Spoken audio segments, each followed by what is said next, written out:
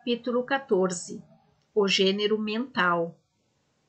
Os estudantes de psicologia que seguiram a tendência moderna do pensamento sobre os fenômenos mentais ficaram surpreendidos pela persistência da mente dual que se tem manifestado tão fortemente nos 10 ou 15 últimos anos e tem dado origem a diversas teorias plausíveis acerca da natureza e constituição dessas duas mentes.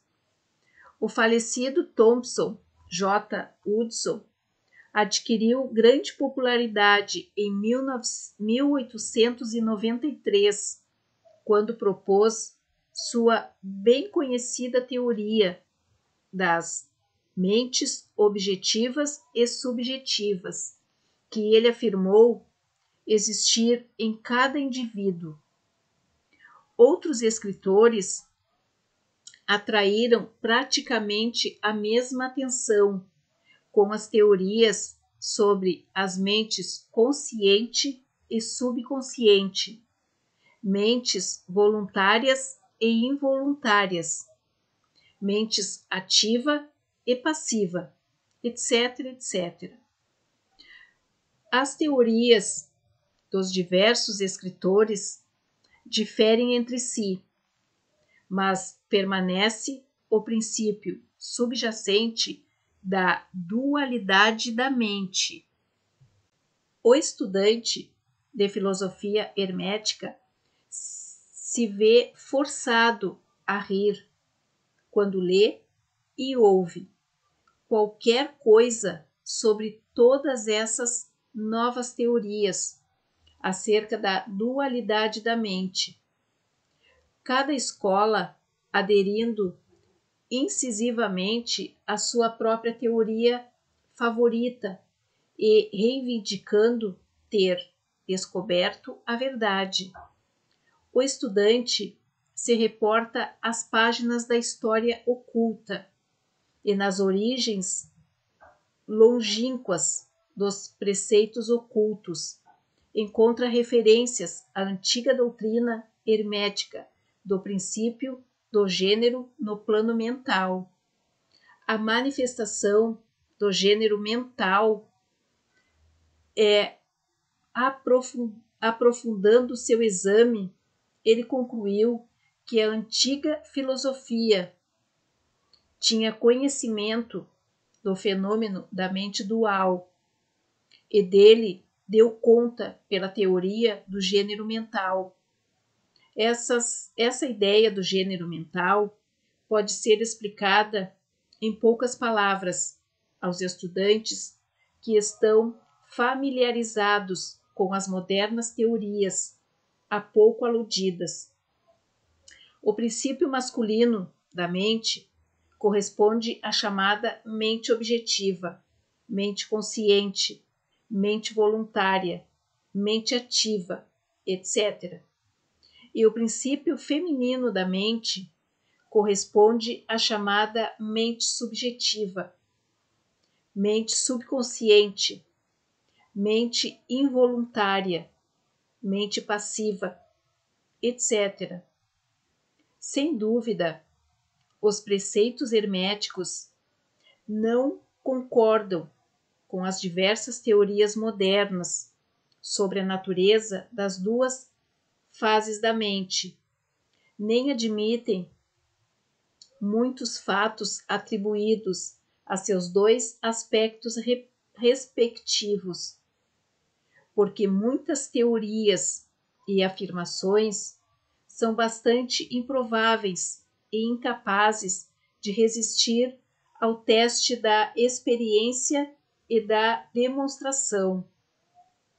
Assinalamos as frases de concordância simplesmente com o objetivo de ajudar o estudante a assimilar seus conhecimentos já adquiridos com os preceitos da filosofia hermética. Os estudantes de Hudson encontrarão no princípio do seu segundo capítulo sobre a lei dos fenômenos psíquicos, a proposição de que o jargão místico da filosofia hermética expõe a mesma ideia geral, isto é, a dualidade da mente. Se o Dr. Hudson tivesse empenhado mais tempo e energia para decifrar um pouco do jargão místico da filosofia hermética, é possível que tivesse recebido muita luz sobre o tema da mente dual. Mas então, talvez sua obra mais interessante poderia não ter sido escrita. Vejamos agora o que os preceitos herméticos nos têm a dizer sobre o gênero mental. Para instruir seus discípulos sobre esse tema, os mestres herméticos fazem-nos examinar a conexão entre sua consciência e seu ego. Eles aprendem a dirigir sua atenção para a morada do eu, situada no interior de cada ser.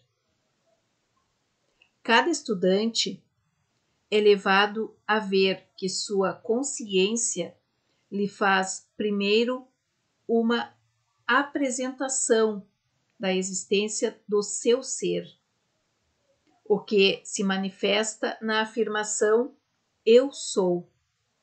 A princípio, isso parece ser a última palavra da consciência, mas um exame um pouco mais profundo descobre que esse eu sou pode ser separado ou dividido em duas partes distintas, dois aspectos, os quais, apesar de agirem em uníssono e em conjunção, podem ser separados na consciência.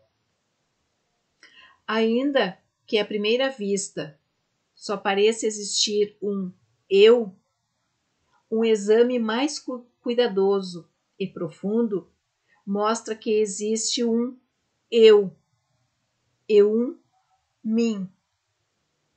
Esses gêmeos mentais diferem em suas características e sua natureza.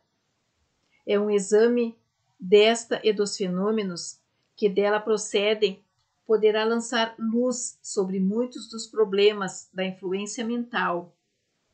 Permita-nos, o leitor, considerar inicialmente o mim, que em geral será confundido com o eu pelo estudante, enquanto ele não levar sua pesquisa às profundezas da sua consciência. Um homem pensa em seu eu, em seu espaço de mim, como algo formado por certos sentimentos, preferências, aversões, hábitos, ligações peculiares, características e etc., que atribuem para a formação de sua personalidade ou o eu, conhecido a si próprio e aos demais.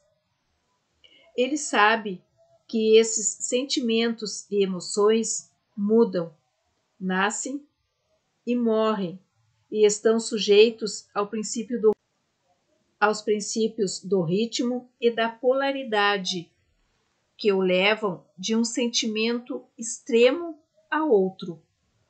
Ele também pensa que o eu nada mais é que certo conhecimento reunido em sua mente e que, deste modo, é parte dele mesmo. Tal é o eu de um homem. Porém, estamos expondo nossas ideias com muita pressa. Podemos dizer que o mim de muitos homens consiste de sua consciência corporal. Eles praticamente habitam esses domínios. Muitos homens chegam ao ponto de considerar seu vestuário como parte do seu mim, e na verdade parecem considerá-lo como uma extensão de si mesmo. Um autor dotado de viés humorístico afirmou que os homens se compõem de 3 partes: alma, corpo e indumentária. Essas pessoas demasiado apegadas à indumentária perderiam sua personalidade se fossem desnudadas por selvagens depois de um náufrago. Porém, mesmo aqueles que não são tão fortemente apegados à ideia do vestuário pessoal afirmam, sem relutar, que a consciência de seu próprio corpo é o seu mim. Não concebem um mim independente do corpo. Sua mente lhes parece ser praticamente algo que pertence a seu corpo, o que é verdadeiro em muitos casos. Porém, à medida que o homem sobe na escala da consciência, ele consegue desenredar seu mim de sua ideia do corpo, sobre o qual é capaz de pensar como pertencente à sua parte mental. Contudo, mesmo nesse momento, ele estará muito apto a identificar totalmente o mim com os estados mentais, as emoções, etc., que ele sente existir dentro de si. É capaz de considerar esses estados internos como idênticos a ele mesmo, em vez deles serem simplesmente coisas produzidas por uma parte de sua mentalidade existindo dentro dele, sendo suas, estando nele, mas não sendo ainda ele mesmo. Compreende que pode mudar esses estados de estados interiores de sentimentos por um esforço da vontade e que pode, no mesmo modo, produzir sentimentos ou estado de uma natureza totalmente contrária e, contudo, dar-se-á conta de que o que existe é o mesmo mim. E assim, passado algum tempo, ele será capaz de deixar de lado esses vários estados mentais e as emoções, os hábitos, as qualidades, as características e outras coisas mentais que lhe pertencem. É capaz de deixá-las de lado em sua coleção de curiosidades, embaraços e estorvos, bem como de pertences de valor. Isto requer muita concentração mental e poderes de análise mental da parte do estudante. Porém, mesmo assim, a tarefa é possível para os estudantes avançados, e mesmo os que não atingiram esse nível podem ver em imaginação como o processo pode ser realizado. Depois que o processo de deixar de lado foi executado, o estudante terá o domínio consciente de um ser que pode ser considerado em seus 2 aspectos de eu e de mim. O mim será percebido como uma coisa mental, em que pensamentos, ideias, emoções, sensações e outros estados mentais são produzidos. Pode ser considerado como o núcleo mental, como o chamavam os antigos, capaz de gerar rebentos mentais, manifestando-se a consciência como um mim, dotado de poderes latentes de criação e geração de progenes mentais das mais diversas naturezas. Sente-se que suas forças de energia criadora são enormes. Contudo, parece ser consciente de que deve receber alguma forma de energia, quer de seu eu acompanhante, quer de algum outro eu, antes de conseguir trazer à existência suas criações mentais. Essa consciência traz consigo a consciência de uma enorme capacidade para a operação mental e habilidade criativa. O estudante, porém, não demora a descobrir que isso não é tudo o que ele encontra em sua consciência interior. Percebe que existe ali um algo mental que é capaz de querer que o mim atue em consonância em certas linhas criativas e que também é capaz de colocar-se à parte e testemunhar a criação mental. Ensinam-lhe a chamar essa parte de si própria como seu eu. Ele não encontra aí a consciência de uma capacidade de gerar e criar ativamente, no sentido do processo gradual comum às operações mentais, mas o sentido e a consciência da capacidade de projetar uma energia que vai do eu para o mim. Um processo de querer, que é a criação mental, comece e continue.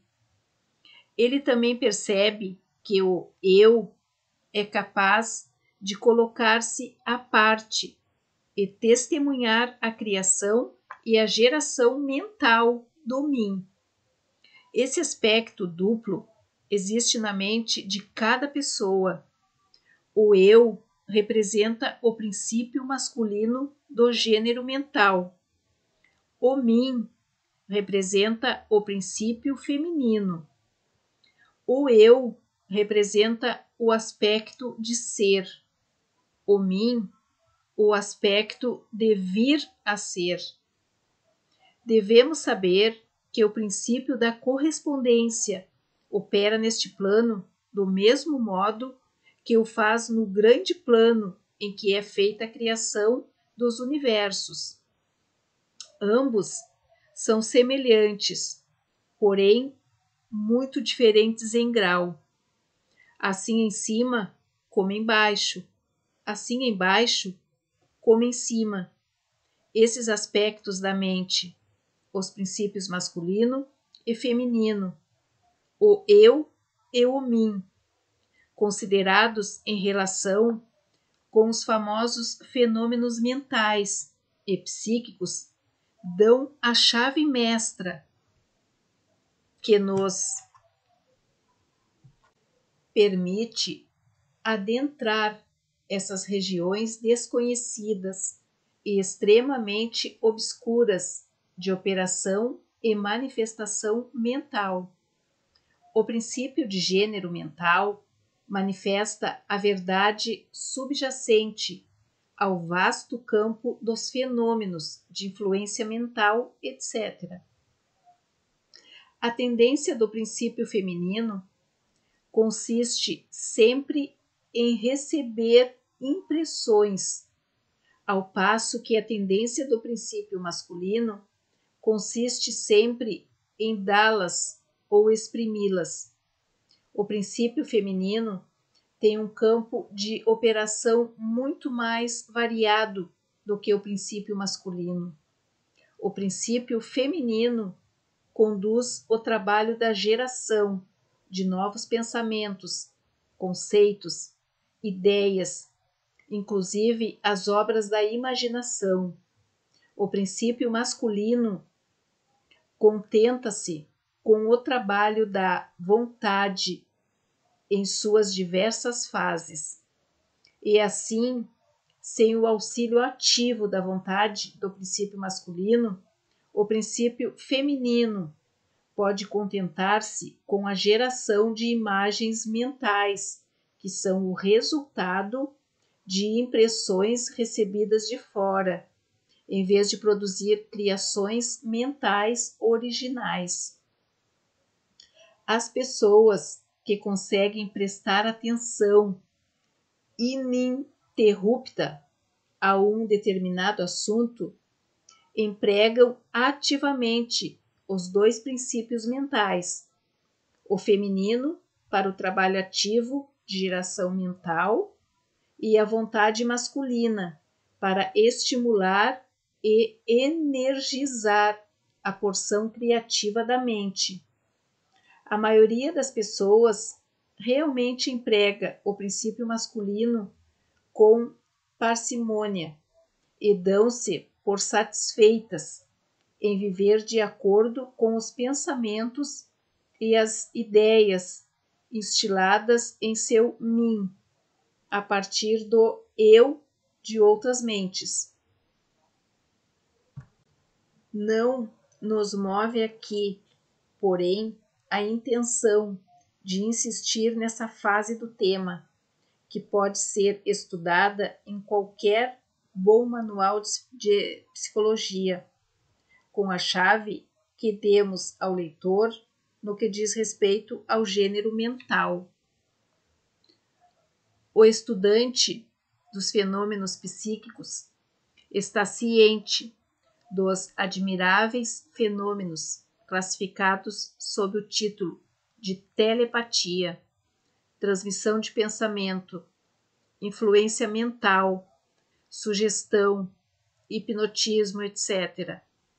Muitos buscaram uma explicação dessas várias fases de fenômenos nas teorias dos diversos mestres que preconizam a mente dual.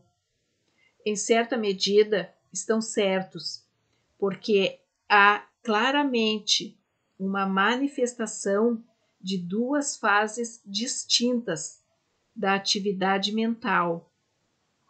Porém, se esses estudantes considerarem essas mentes duplas à luz dos preceitos herméticos a respeito das vibrações e do gênero mental, entenderão que têm em mãos a chave que com tanto esforço haviam buscado.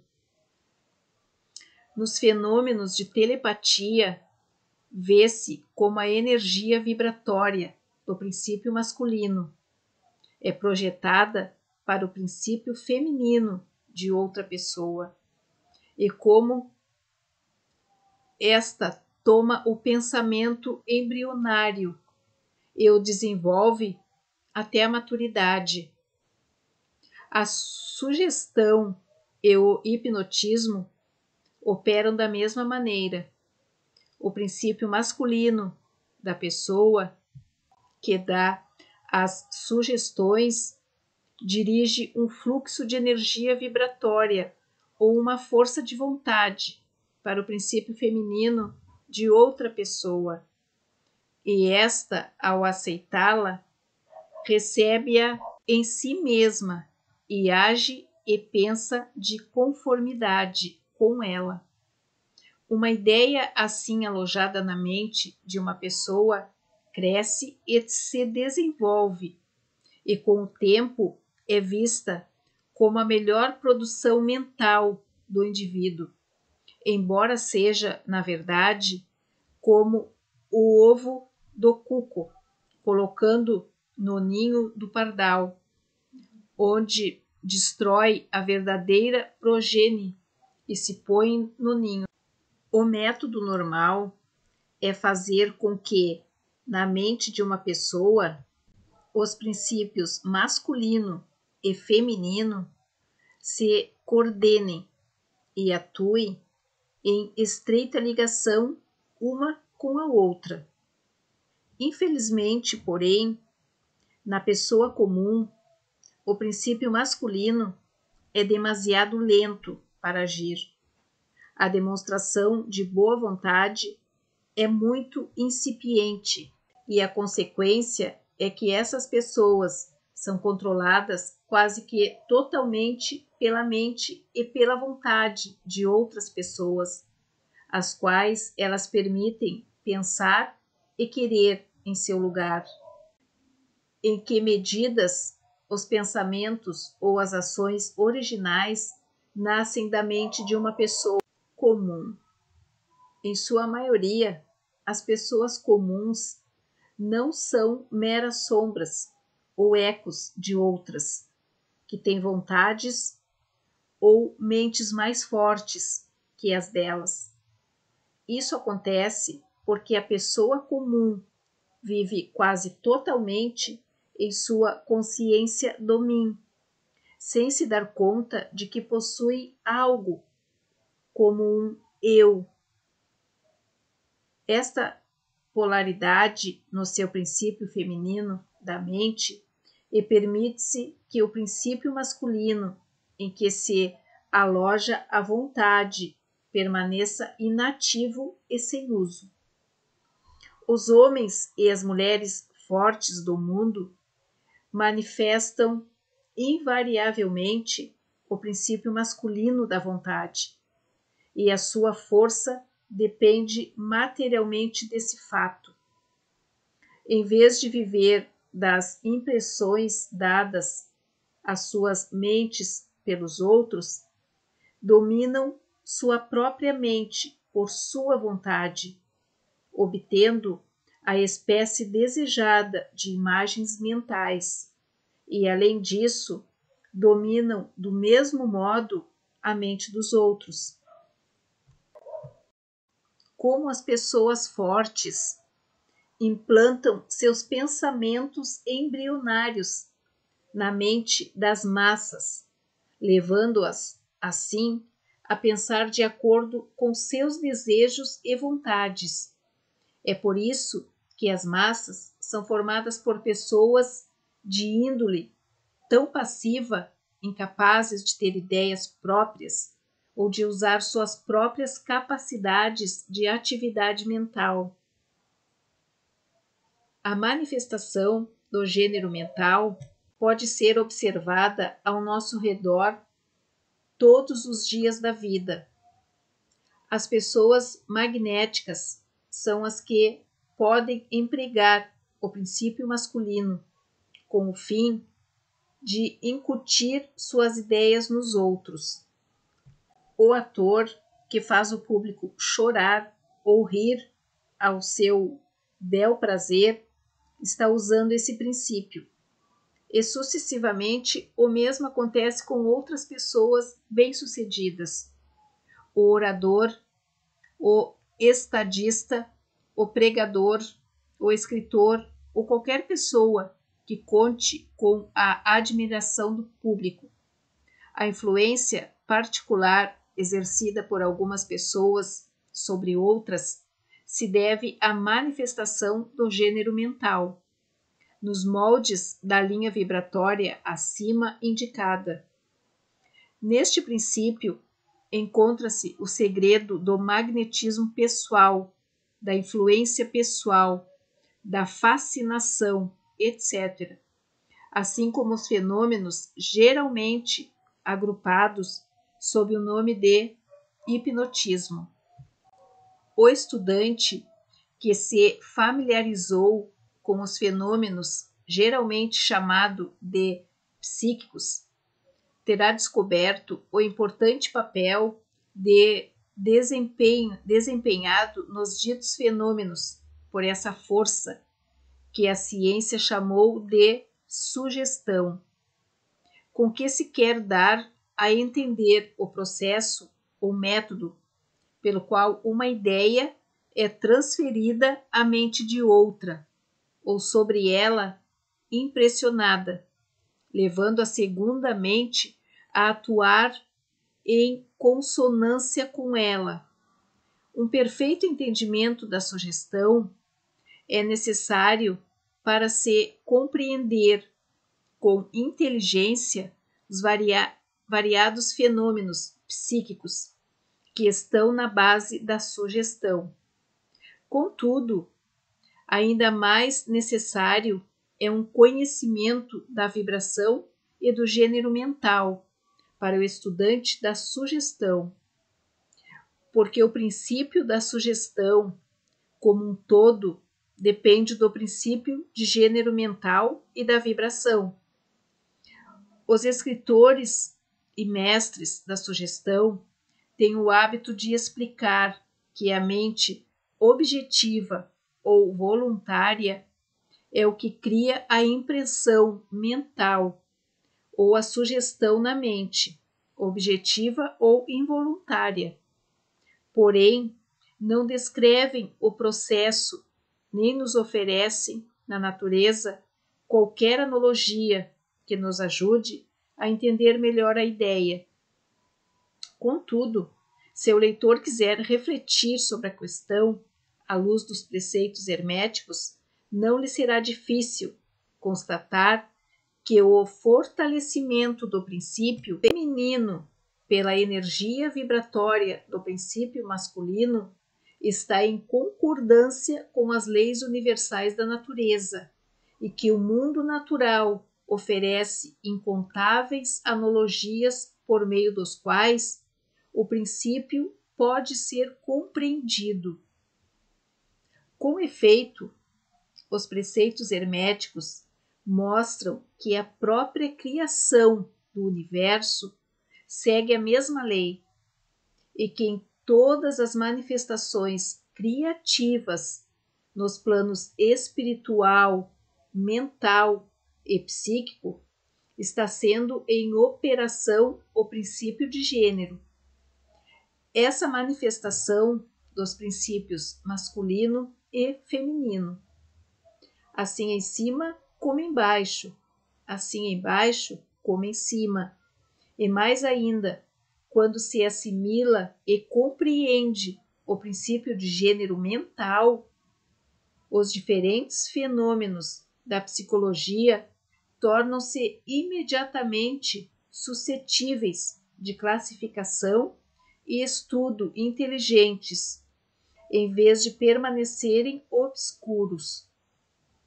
O princípio se concretiza na prática, uma vez que tem por base as leis universais e imutáveis da vida. Não faremos uma descrição ou discussão pormenorizada e exaustiva dos diferentes fenômenos da influência mental ou da atividade psíquica. Há um grande número de livros, muitos dos quais muito bons, que foram escritos e publicados sobre esses assuntos nos últimos anos. Os principais fatos apresentados nesses livros são corretos, apesar do fato de cada autor ter tentado explicar os fenômenos por diferentes teorias de sua própria palavra. O estudante pode familiarizar-se com essas questões e, usando a teoria do gênero mental, conseguirá, por ordem, nesse caos da teoria e ensinamentos conflitantes. Além do mais, se estiver propenso a fazê-lo, poderá facilmente tornar-se mestre no assunto.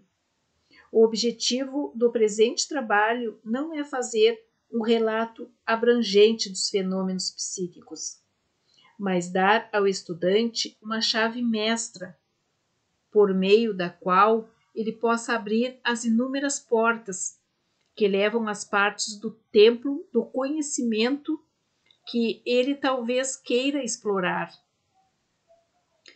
Esperamos que nesse exame dos ensinamentos de Ocaibalion, os interessados possam encontrar uma explicação que os ajude a esclarecer muitas dificuldades aparentemente impenetráveis, uma chave que lhe abrirá muitas portas. Qual a utilidade de aprofundar a busca de detalhes sobre todas as várias características dos fenômenos psíquicos e da ciência mental, se não for para colocarmos ao alcance do estudante as ideias pelas quais ele pode receber um alto grau de instrução a respeito de cada aspecto de assunto de seu interesse? Com o auxílio de Ocaibalion, ele pode fazer o percurso que o levará novamente a qualquer biblioteca oculta, com a velha luz do Egito, iluminando muitas páginas sombrias e assuntos obscuros. Esse é o objetivo deste livro. Não viemos expor nenhuma nova filosofia, mas, antes, apresentar as linhas gerais de um grandioso ensinamento do mundo antigo, destinadas a tornar mais claros os ensinamentos de outros sistemas filosóficos. Elas servirão como um grande reconciliador de diferentes teorias e doutrinas opostas.